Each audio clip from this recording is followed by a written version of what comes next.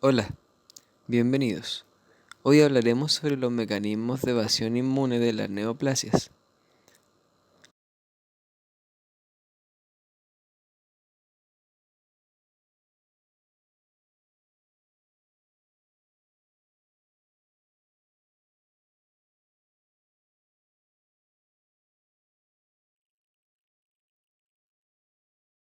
las cuales corresponden a una proliferación descontrolada de células o tejidos anormales, que pueden presentarse en grado benigno o maligno. La diferencia entre una neoplasia benigna y una maligna es en que esta primera no crecen en tejidos corporales adyacentes, tampoco se diseminan a lo largo del organismo. Por otra parte, la neoplasia maligna crece rápidamente, invade tejidos circundantes y realiza metástasis, es decir, se disemina a lo largo del organismo.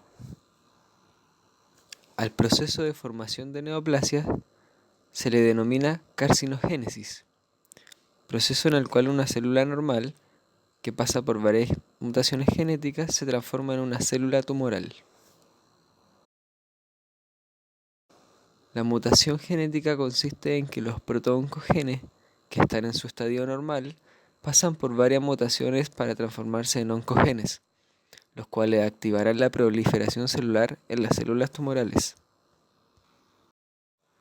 Estas células, producidas por el organismo, pasan por un proceso que se denomina inmunovigilancia, que es la respuesta inmune del organismo frente a estas células.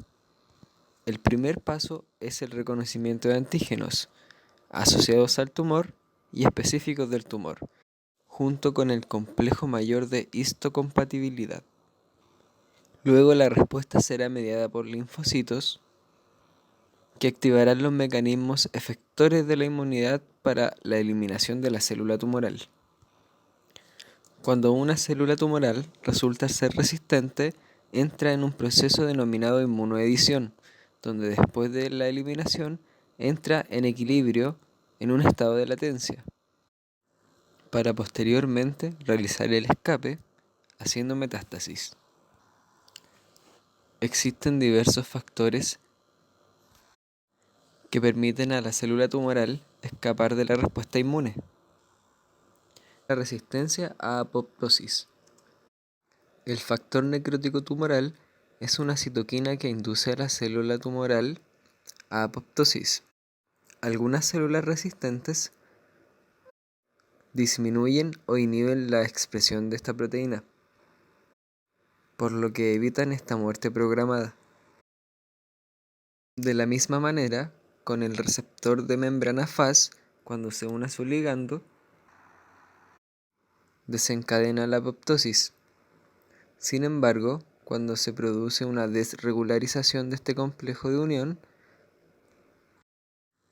existe el riesgo que se desencadene la muerte celular en los linfocitos, provocando un efecto autoinmune.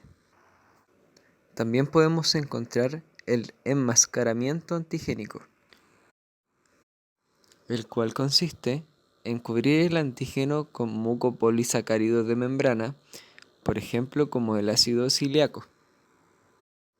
Otra forma es junto con la expresión de factores de coagulación, lo que va a provocar la acumulación de fibrina, la cual se dispondrá a cubrir el antígeno.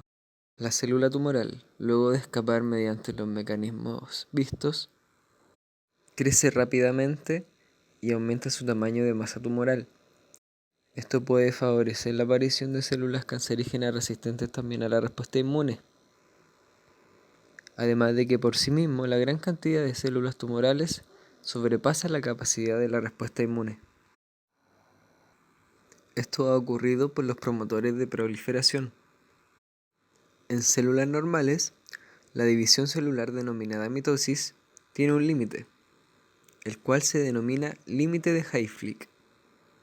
Cuando estas células lo traspasan, entran en estados no proliferativos, los cuales son dos: la senescencia o envejecimiento celular y apoptosis o muerte celular programada. Las células tumorales no entran en estados no proliferativos, Estas sufren un cambio que se denomina inmortalización, el cual normalmente ocurre en células germinales reproductivas. Este proceso funciona mediante una ADN polimerasa, específicamente telomerasa, la cual adiciona segmentos repetitivos a los extremos del ADN telomérico, evitando su acortamiento y límite de división celular.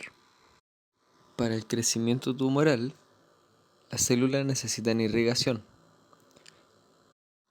Generalmente, en el ambiente tumoral se genera hipoxia. Esto estimulará la expresión de factores proangiogénicos que van a producir la angiogénesis, lo cual corresponde a la formación de nuevos vasos sanguíneos, que permitirá la irrigación de la célula tumoral. Luego de esto, se facilitará la metástasis, proceso en el cual la célula tumoral, por disminución de la E-caderina, pierde su adhesión e ingresa a los vasos sanguíneos, desplazándose por el torrente hasta salir de ellos en otra zona del cuerpo, comenzando con una micrometástasis y colonización del medio. Por último, la regulación energética. Cuando una célula tumoral se encuentra en condiciones de isquemia e hipoxia, se produce el efecto Warburg, el cual consiste en una reprogramación del metabolismo energético de vuelta a la glicólisis, a pesar de tener oxígeno disponible.